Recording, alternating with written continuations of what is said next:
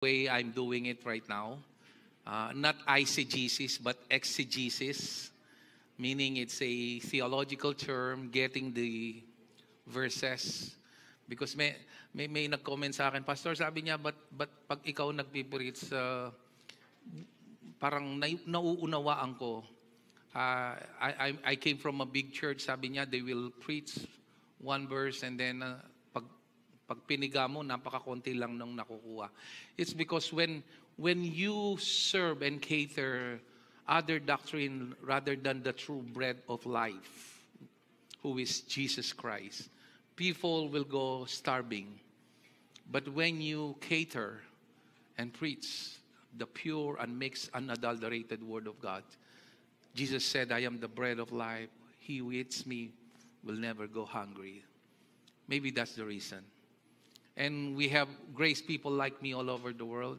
Connected po kami sa mga churches na gustong maghanap ng mga grace churches. We connect them. So I suggest if you are not connected in a grace church, it's better to go online. Because if you sit down under a pastor who don't understand the true gospel, you may be misled. It's better to watch online. Okay? I'm not saying that out of arrogance or I'm not saying that out of bragging. You know my standing. I don't need to put feather on my cap. It's all by God's grace why we are here. I don't need to qualify that statement. Why am I saying that? Anyway, today we are on our series, The Force of Righteousness, and we are on our second part. So let me ask you a question again. Are you ready to receive the word today? Amen. You can do better than that. Those even at the top, are you ready to receive the word today? Amen. Much better. Thank you for your lively, energetic reply. Let's hit the button right away. Psalm 89, verse 14 to 18 in the New Living Translation. Thank you, Jesus. Pakibasa po.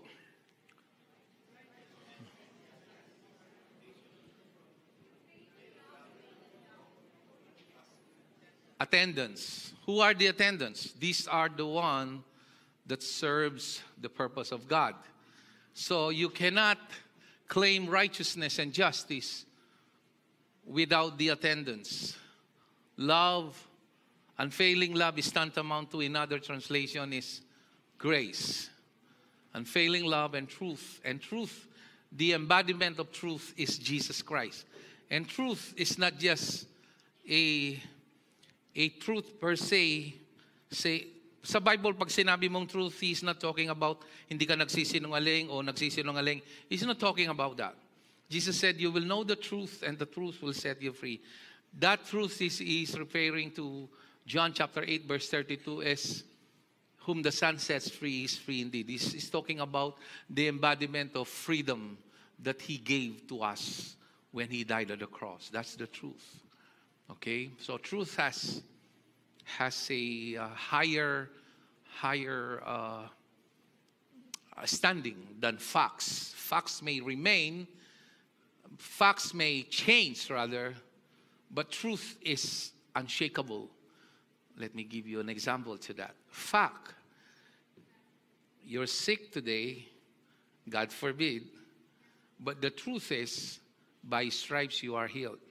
It is not the truth that will step down to reach the fact.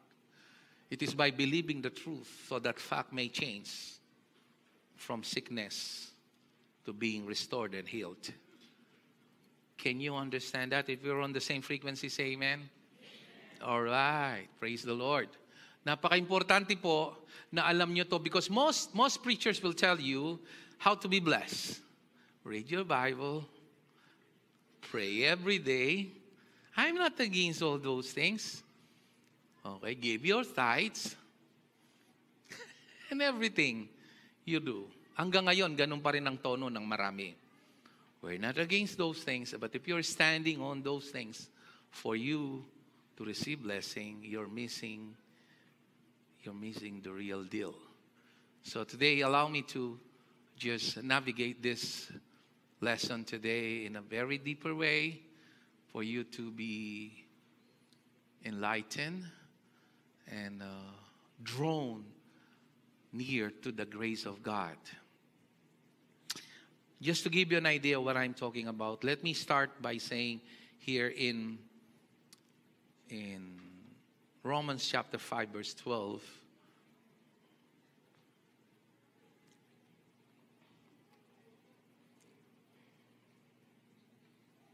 maybe up to verse 14. Therefore, just as sin entered the world through one man. Now, let me ask you a question. Sino ang tinutukoy na one man dito? No, it's not Jesus. Sin entered. Did Jesus cause sin to enter? Who? Yes, it's not even Satan. It's Adam. It's Adam, okay? I'm talking about Adam. Yes, of course, Satan is involved. You're right there. But it's Adam. Death through sin. And in this way, death came to all men because all sin. So, sin noun, not sin action. So, ang tao gumagawa ng kasalanan, hindi dahil sa kanyang pagkukulang kung bakit siya nakakagawa, kundi dahil may binhi ng kasalanan sa kanyang puso. Let me give you an example. Tinuruan mo ba ang bata na magsinungaling? Tinuruan mo ba ang bata na mag-agaw ng laruan? Ikaw bilang magulang, tinuturuan mo ba ang bata na magsinungaling? Yes or no? No, pero nagsisinungaling sila. May mga magulang na minsan nakakaturo, lalo na pag naniningil. Sabihan mo, wala ako. Pasabi na pong mga wala yun. That's another issue. Okay, let me give you an example also. Pag nagpa-picture kayo, sinong unang tinitingnan mo kung sinong maganda o pantay yung kilay? Yung katabi mo, ikaw. Ay, malago kaya. Kaya migluwal din bilbil ko. Na? Di ba ganun tayo? We're by nature what? Self-centered. So, it is innate. Natural. Innate. It's a scientific term. Ibig sabihin nito, natural na umuusbong sa atin ito. Not because marupok, kundi may binhi ng kasalanan na naitanim sa atin. Nauunawaan po, people became sinner not because of their action, but because there is a seed of sin inside of them. Meron ngang nagbibiro, pagdating sa langit daw, nakagwardya si Adam. Baka daw pagkukurutin at pagsasampalin. Kasi bakit niya kinain yung prutas at dinamay pa tayo lahat-lahat? That's just a joke, okay? It's a bad joke. Di kayo tumawa eh. Okay. Verse 13. For before the law was given, sin was in the world. Before the law. Because of what? One man. Who is that one man? Again, answer me please. Adam. But sin is not taken into account when there is no law. Listen to me. If you will listen carefully, you will unlock a lot of blessing in your life today. Some people fail to see this, even if I discuss it over and over again, because they fail to listen carefully mixed with faith. Okay? Now, let's go to verse 14. Nevertheless, death reigned, naghari, from the time of Adam, so Adam, the one man, to the time of Moses. Even over those who did not sin. Look at this. By breaking a command. See that? As did Adam, who was a pattern of the one to come. That's why Isaiah 64 verse 6 says, all of us have become like one who is unclean. How? By your action or by the seed embedded in your heart? It is embedded in your heart because of the one man, Adam. You need to understand that. Nagtanong ako nung nakaraan, paano matawag na sinner ang isang tao? makagawa ng isa, dalawa, o marami? May kibatsitang metong ketang Greenville. Siguro po, Pastor, mga Apollo, ganun. Yung isang babae, isa lang po, sabi niya. The answer is none of those answers. The right answer is because of Adam. According to the Bible, not according to your opinion. Your opinion doesn't matter. What counts most is the Word of God. Heaven and earth will pass away, but my word will never, never pass away. And the Bible says, all of our righteous acts are like what? Say it. Say it out loud. Filthy rags. Naranasan nyo na yung magkaroon kayo ng basahan na ang tamad mong maglinis ng basahan na kapag tinwist mo, anong kalagkit ing lulwal balam wawa. Puno ng mikrobyo yun. Pag pinunas mo, kumakalat yung mikrobyo. Anong ibig sabihin nun? Iyan na hindi basta maruming basahan. Isang nakakadiring basahan. That is the type of righteousness we are offering to God if we are still connected in the first man, Adam. Allow me to explain this further. I'll give you another verse to prove that. We can see it in 1 Corinthians chapter 15, but later on, let's go to Matthew chapter 7, verse 15. Watch out for false prophets. They come to you in sheep's clothing, but inwardly they are ferocious wolves.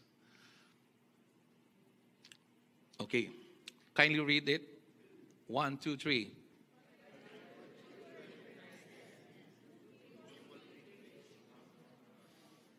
Okay. By their fruit, you will recognize them. Do people pick grapes from, thorn bushes? Tinik. What are thistles? Dawag. Dawag is like, nakakita na kayong jackfruit. Ano yung jackfruit sa Tagalog? Langka. Those are thistles. Flowers. Yun namang thorn bushes are tinik. So, iba yung thistles sa thorn bushes. Okay? Just to give you an idea. Okay. Verse 17. Likewise, every good tree bears what? Every bad tree. Okay, let me make it simple to you. Mamumunga ba ng mangga ang puno ng kamatis? Pag puno ng kamatis, anong lalabas doon? Pag puno ng mangga, anong lalabas doon? I suppose this is what Jesus is driving. Okay? But he used the word tree. Okay. Verse 18. A good tree cannot bear, and a bad tree cannot bear. Okay. Let me qualify that statement. Verse 19. Every tree that does not bear good fruit is cut down and thrown into the fire. Verse 20. Thus by their fruit you will recognize them. But go to verse 21. You'll be surprised here. Because this will be all the context. He's talking about bad tree, good tree, bad fruit, bad tree. Okay? He's talking about good and bad. Not everyone who says to me, Lord, Lord, will enter the kingdom of heaven. But only he who what? Does the will of my Father who is in heaven. Only he. As if he's talking to somebody, but in reality, he's talking to one person here. Because no one can perfectly achieve the will of God. And the writer of Hebrews says, by that will, he presented people with one final sacrifice. He prayed it in the Garden of Gethsemane. 3 times, if it is possible, Lord, let this cup pass through me. Nonetheless, not my will, but your will be done. And the Bible describes it as sweat. It's like sweat coming from his forehead, around his head, like blood. No? Parang dugo na lumalabas. Okay, verse 22. Many will say to me on that day, look at this, Lord, Lord, did we not prophesy in your name? And in your name, drive out demons and perform miracles. What's wrong with that? Nangaral ako sa pangalan mo, nagpalayas ako ng demonyo, gumawa ako ng himala. What's wrong with this statement? They're preaching the name of Jesus. They're doing miracles. And they're casting out demons. But the answer is so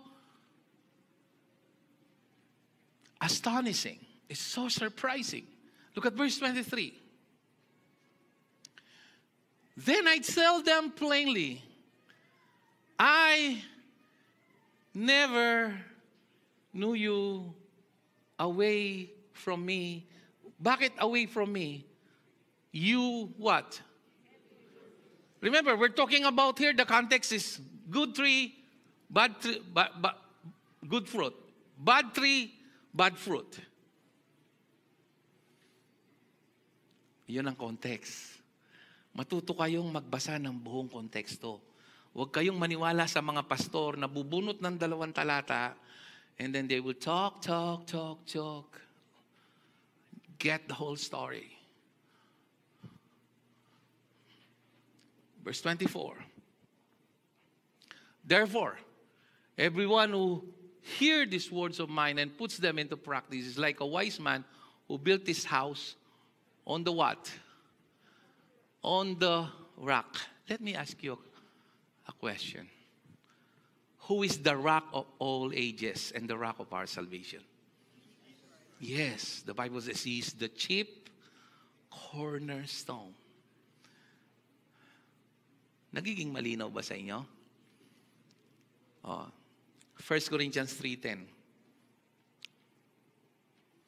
Hindi ko itutuloy yun. Alam niyo naman yung kwento, di ba? Yung nagtayo sa buhangin, pagdating ng unos, hangin, nawasak. Yung nakatayo sa rock, nagstay. Ibig sabihin, whatever you build, if Jesus is not the foundation, it will be destroyed. By the grace of God has given me, I laid the foundation as an expert builder on someone else's building on it. But each one should be careful how he builds. Whether you like it or not right now, you are building something in your life. Verse 11. For no one, everybody say no one. That includes you, me, or anyone else. Kahit gaano kataas ang kanyang posisyon. Kahit si Marcos pa, o si Duterte, o sino pa. No one can lay any foundation other than the one already laid, which is in Christ Jesus. Okay. Tingnan natin. Lipat tayo sa John 10. John 10, verse 7 and 10. Then you jump to verse 25 to 30. Therefore, Jesus said again, I tell you the truth. I am the what? He's the door. He's the gate for the sheep. Sheep here, whether marami, it's always in a singular form. Okay? Verse 8. All whoever came before me were what?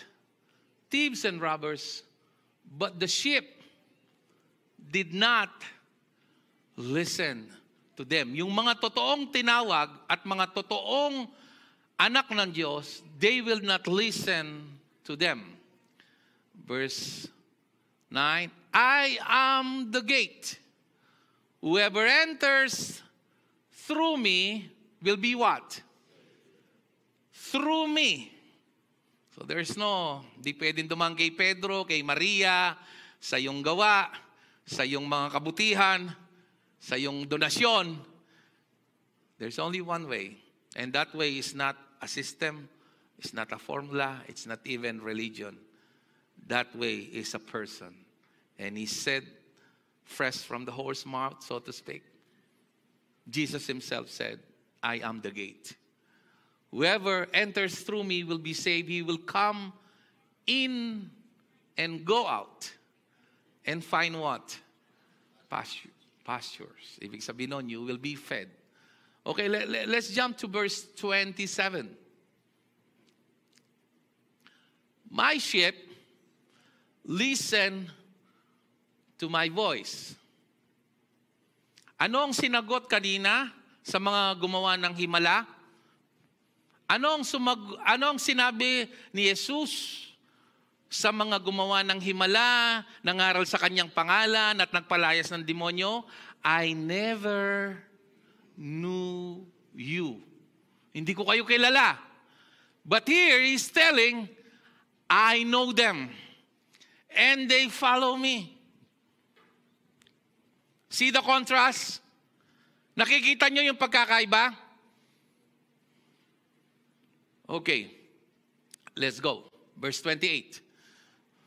I give them eternal life and they shall never perish. No one can snatch them out of my hand.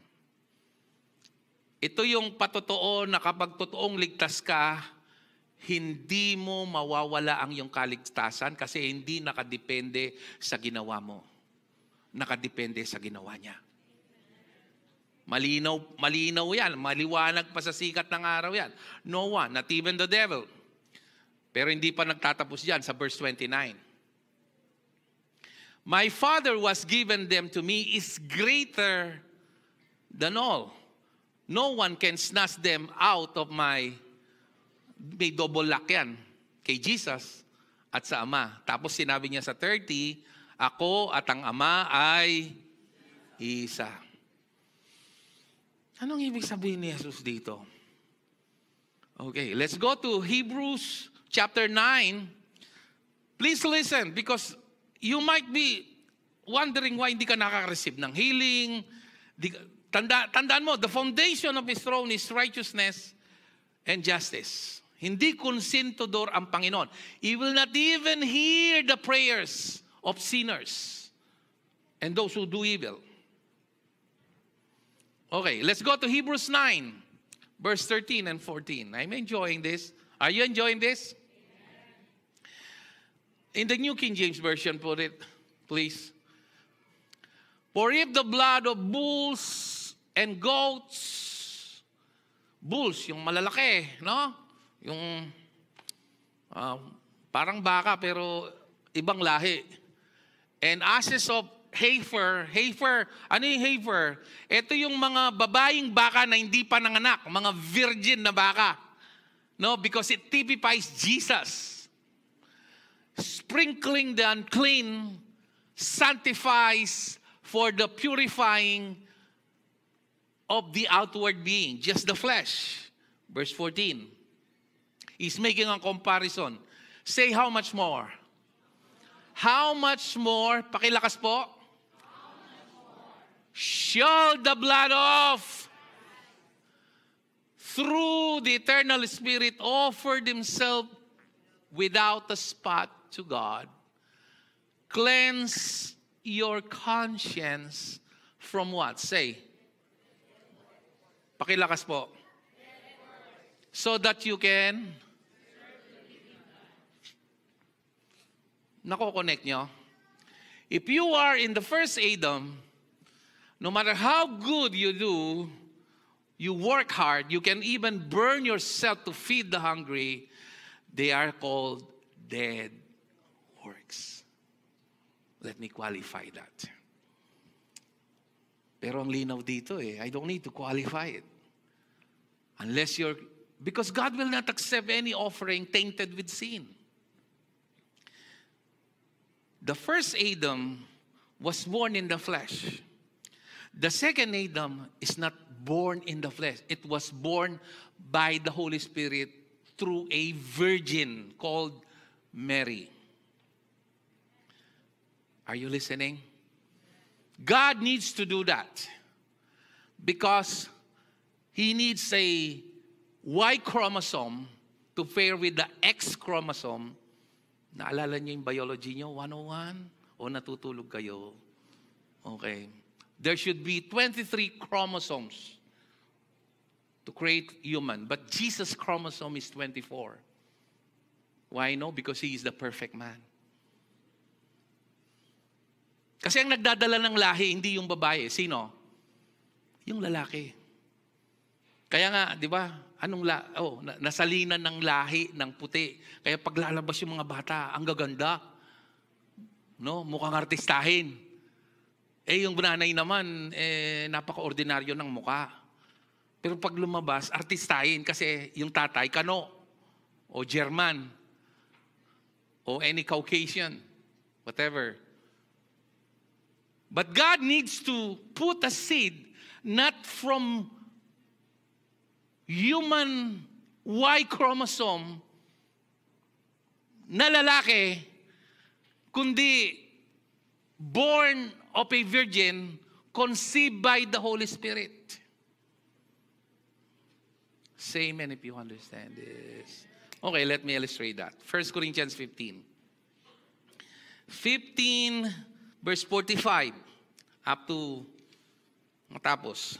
So it is written, the first man, Adam, came a living being, the last Adam, a life-giving spirit. Okay. It is a life-giving what? Spirit. Ang ganda niya, ha? Ang linaw. Tandaan nyo yan. Hindi yan ibibigay ng mga nagpipres ng religion. Kasi ang ipo-point sa'yo yung gagawin mo. But here's the gospel. Ito, you will unlock a lot of blessing here. Verse 46. Pati yung healing mo, pati yung mga utang mong di nababayaran, pagtiyagaan mo. Pakinggan, kasi dito mabubuksan lahat. The spiritual did not come first, but the natural. Sino yon? Yung kailangan mo na in the flesh. Sa lahi ni Adan, sa lahi ng nanay, tatay mo, lolo ng lolo mo, tatay ng lolo mo. Verse 47. The first man, sino yung first man? Again, please. Adam was of the dust of the earth. The second man from heaven. Who is the second man? Who is the second Adam? Jesus. Verse 48. As was the earthly man. Who is the earthly man? Adam. So are those who are of the earth. So as is the man from heaven. Who is the man from heaven? Jesus. You came from heaven to earth to show the way. Naintindihan nyo ngayon yung awit na yan? So also are those who are of heaven. Tuloy-tuloy tayo. 10 more verses. And just as we have borne the likeness of earthly man, so shall we bear the likeness of a man from heaven. I declare to you, brothers, that flesh and blood cannot, eto yon, inherit the kingdom of God, nor does the, ano yung perishable sa Tagalog? Nabubulok. Di ba? Kaya nga nakikita nyo sa mga truck, do not delay. Perishable food. Ibig sabihin nun, nabubulok, gulay yon, isda. Huwag mong i-delay. Nor does the perishable inherit the hindi nabubulok. Yan ang ibig sabihin ng imperishable. Listen, I tell you a mystery. We will not all sleep, but we will all be changed. He's talking to all believers. In a flash, ano yung twinkling of an eye? Yung kumurap ka lang ng konti. Naalala niyo yung joke na nauso ngayon sa TikTok? Habang kumakain, nakatali yung motor o kaya yung kotse. Kumakain ng ganon. Tapos may mag-o-offer, titingin lang ng konti. Pagtingin, gulong na lang yung nakatali. No? That's what we call twinkling of an eye. Isang iglat, mawawala. At the last trumpet, for the trumpet will sound, the dead will be raised na hindi nabubulok, and we will be changed. Kaya nga ako ngayon, nagbago na yung perspective ko sa mga namamatay na believers eh. Because your greatest crown as a believer is when you end this life here. It's not a curse, it's a blessing. Because you will go to your eternal final destiny where no sickness and pain in heaven. It's your greatest achievement. You will receive that as a gift from the Lord. So to all believers, death is not a curse. It's a blessing. Say amen if you understand this.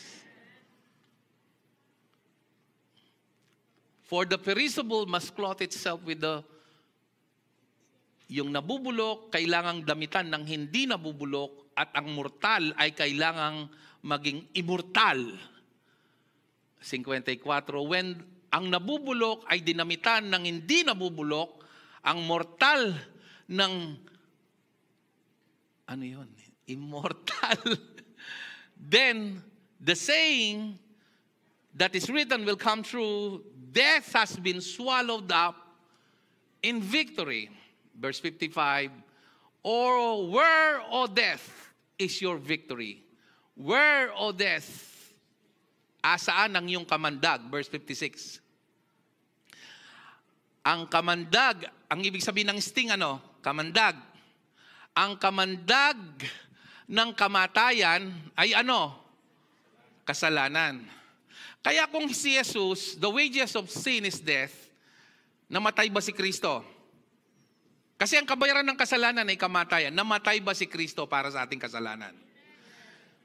Naniniwala ka bang namatay si Kristo para sa iyong kasalanan? The problem with that, kung namatay lang siya, incomplete ang iyong gospel. I'll show you. Kasi may mga preacher of grace, they're only emphasizing on the death of Jesus. That is a incomplete, deceiving gospel. Lalo na kung bagito yung preacher, may konting alam sa Bible. I'll show you. Before we go to verse 57, go to Romans chapter 10, verse 9 and 10.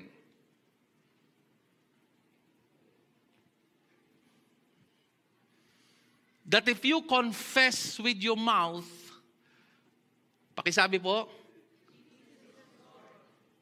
kasi natural na lalabas yun eh. Ang confession kasi, hindi naman nakakaligtas. Yan ay bunga. Ang totoong ugat nun ay ito. And believe, saan ka maniniwala? Sa isip o sa puso? Pakisagot po, isip o puso? Puso. At ano ang dapat mong paniwalaan sa puso? That God, ano? Raise Him from the dead. That's why saying Jesus died for your sins is an incomplete gospel.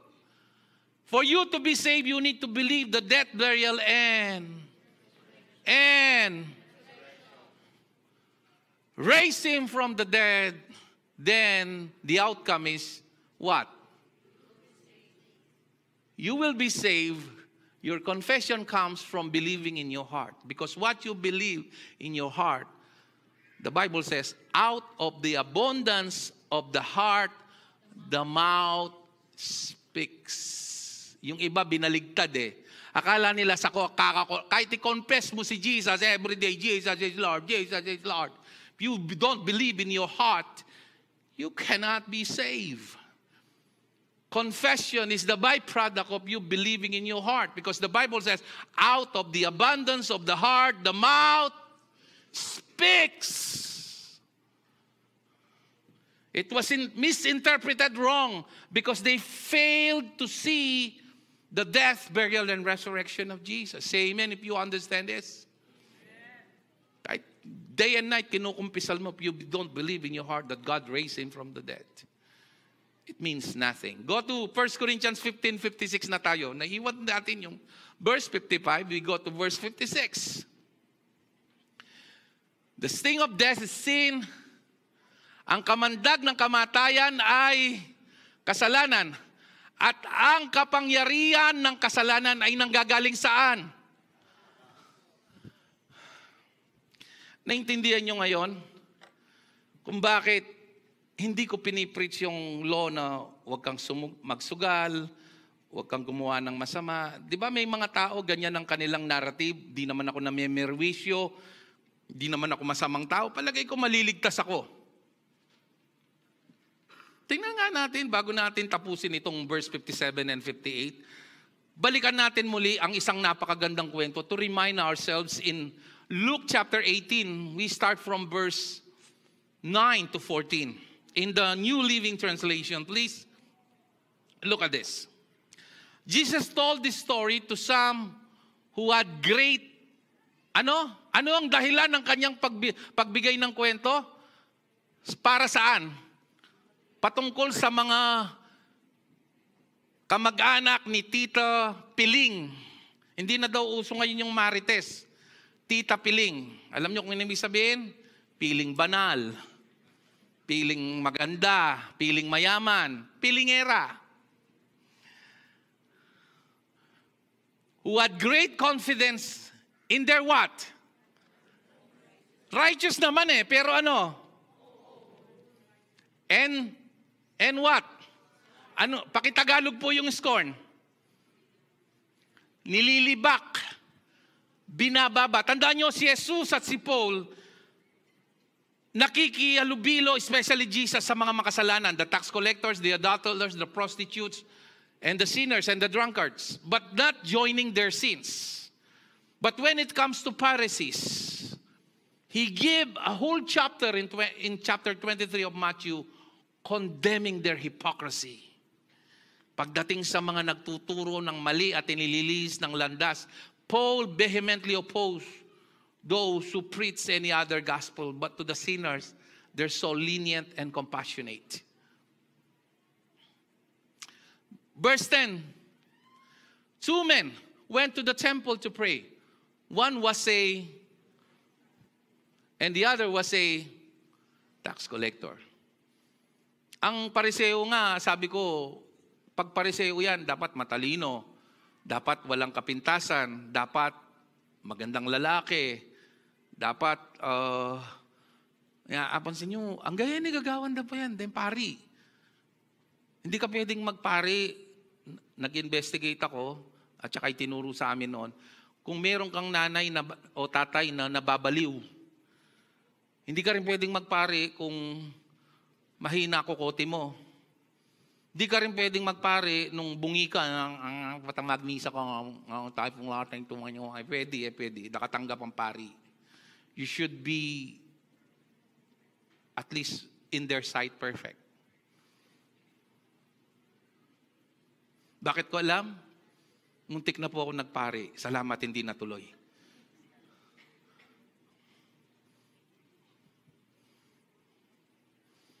And the other was a despised tax collector. The Pharisee stood by himself and prayed this prayer. I thank you, God, that I am not like other people. Cheaters, sinners, adulterers, certainly like tax collector. Ngayon, naintindihan nyo na? Just like this Pharisee, kung sino yung palasimba, ilang mapagsisti, ilang maindredus, nung nino rin palasimbo, ilang mapanusgo. Tama o hindi? Because if you're standing in your own righteousness, you will be hypocrite. You tend to compare your holiness with others.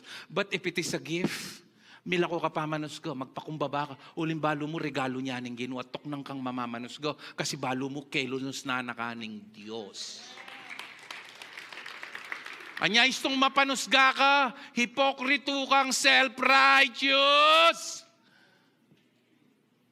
Len mo na yung may isipin mo nung self-righteous siya. Len mo.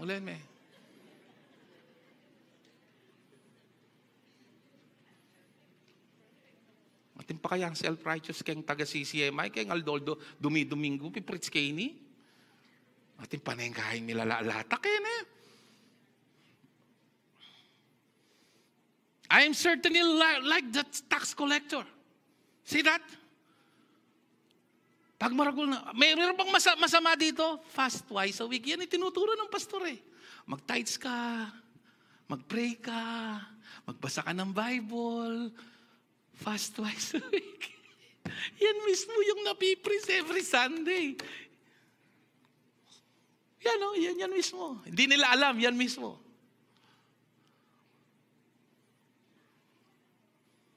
Anong sagot ni Jesus? But the tax collector first stood at the distance and dared not even lift his eyes to heaven, and he prayed. Instead, anong ginagawa niya? Dinadagukan niya yung kanyang dibdib sa lungkot. Anong sinabi niya? Napakaikli ng prayer niya. 10 seconds. Oh God! What is the answer of Jesus in verse 14? I tell you, the sinner, not the Pharisee, returned home what? Ginawang matuwid, just as if he did not sin, gave him a right standing. Yun ang ibig sabihin before God.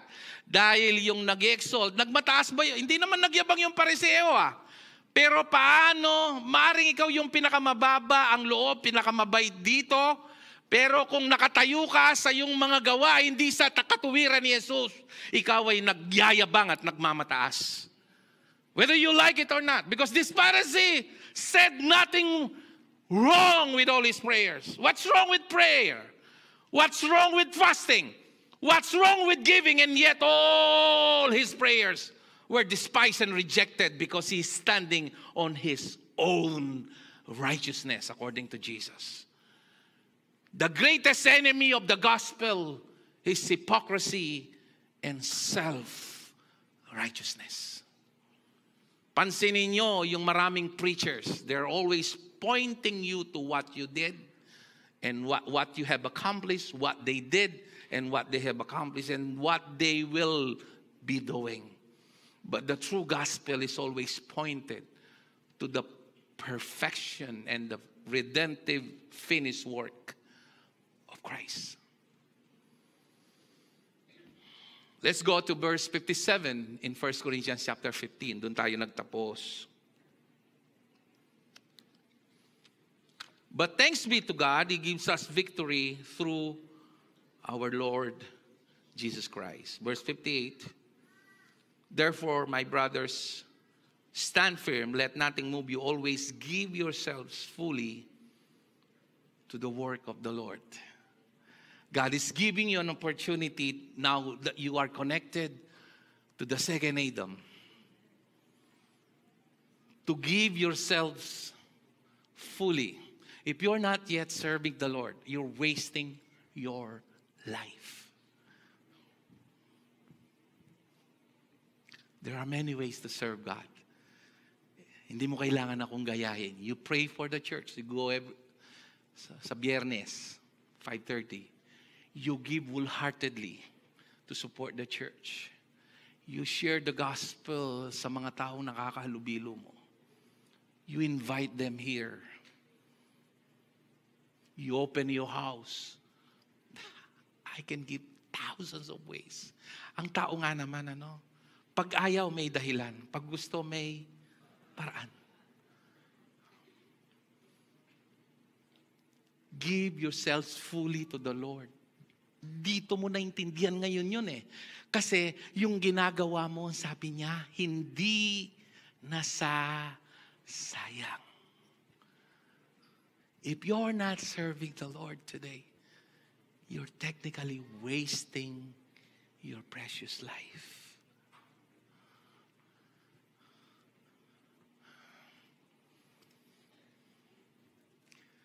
Success is when you know that your name is not on a certificate. Revelation 20:15, put it on the screen. Success is when you know that your name is not engraved on, donated by, in a certain university or school.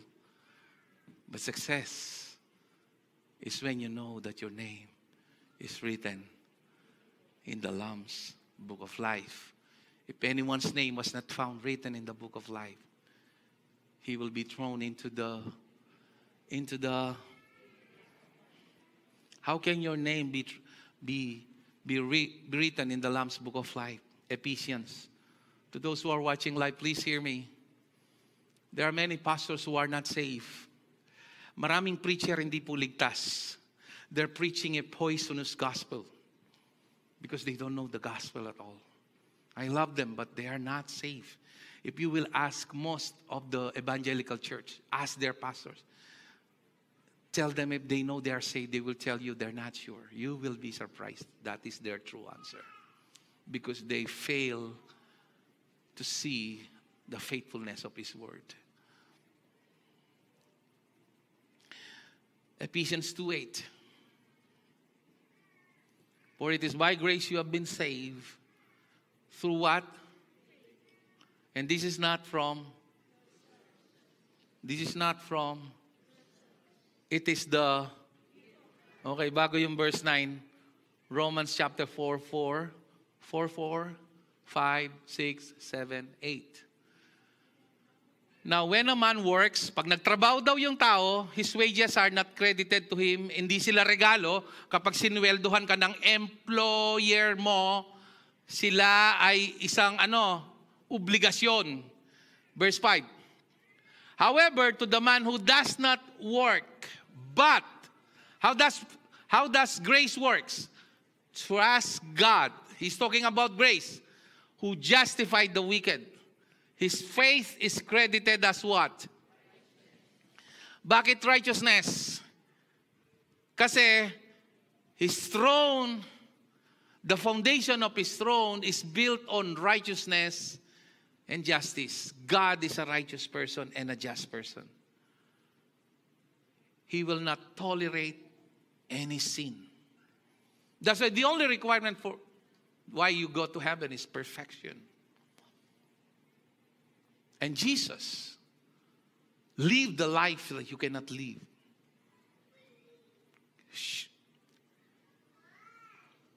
Receive the bullet that is due to you. That is death. And the grave cannot conquer him. He was raised to life after 3 days. Now, verse 6. David says the same thing when he speaks to the blessedness of the man to whom God credits righteousness. It is a righteousness apart from what? I'm glad yung mga coordinators natin were able to capture one of my quotable quotes. It's not faith plus works that saves. It is faith that works why you are saved.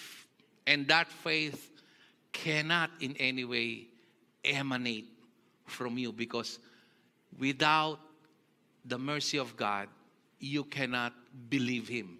Because a dead person has no capacity to choose God. That's why salvation is hinged entirely on His death, burial, and resurrection. None of you, all of Him. Say amen if we are on the same page today. Verse 7. Blessed are they whose transgressions are what? Sino tong mga to? Tayo. Whose sins are covered. This is a Old Testament verse, and David is far advanced in his generation. Kaya nga nalulungkot ako binabalikan natin yung, I wish I can have anointing like Elijah, I can have anointing like David. No, David is wishing this time, prophesying one day, that all men will be counted righteous by simply believing and trusting Jesus Christ. Verse 8. Blessed is the man whose sin the Lord will never count against him.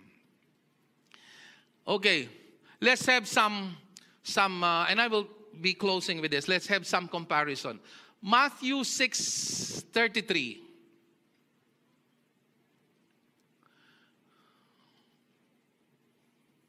Pakibasa po, 1, 2, 3.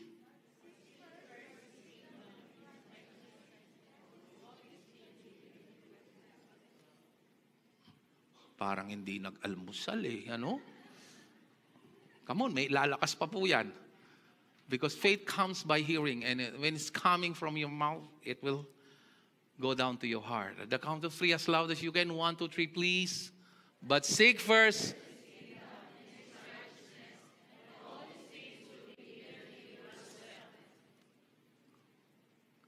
He's talking to the Jews.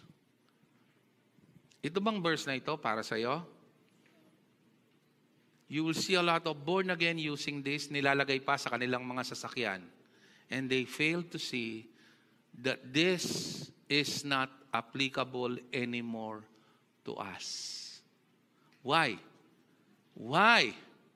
Sabihin nyo, why? Sige po. Why? 1 Corinthians 1:30. I need to preach like this, people, because I love you enough to understand the gospel. It is because of Him that you are in, hindi Jesus, Christ. Because when Jesus is addressed as Christ Jesus, He is talking about the risen Christ. He's talking about the risen Christ, who has become for us from God. That is, Jesus is our.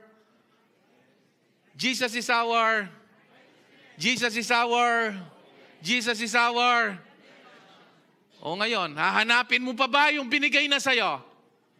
Hindi.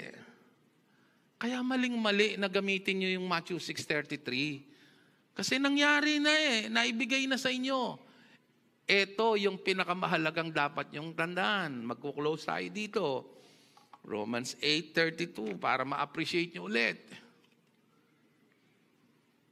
Thank you, Lord. Are you enjoying the preaching? He, the Father, who did not spare, hindi niya pinagdamot ang kanyang sariling anak, bagkus ibinigay ng kusa para sa ating lahat. How will He not also? Paanong hindi rin ito ibibigay graciously, generously, ang ibig sabihin niyan, to give us all things.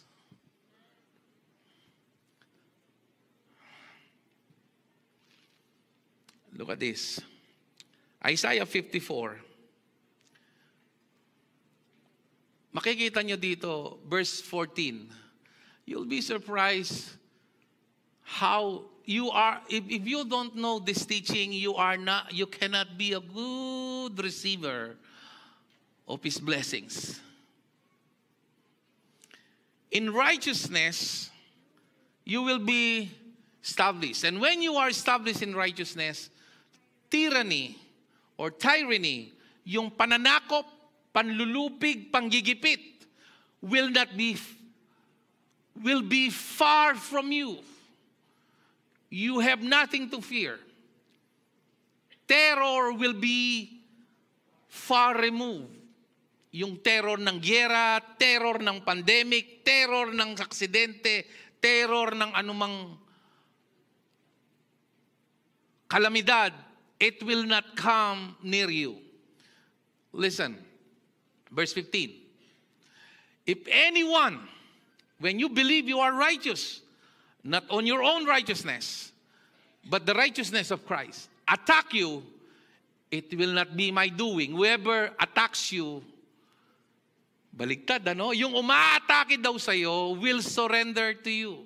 Let me ask you a question. Pwede mo bang paldakan ng matilos? Pwede mo bang sipain yung matalos?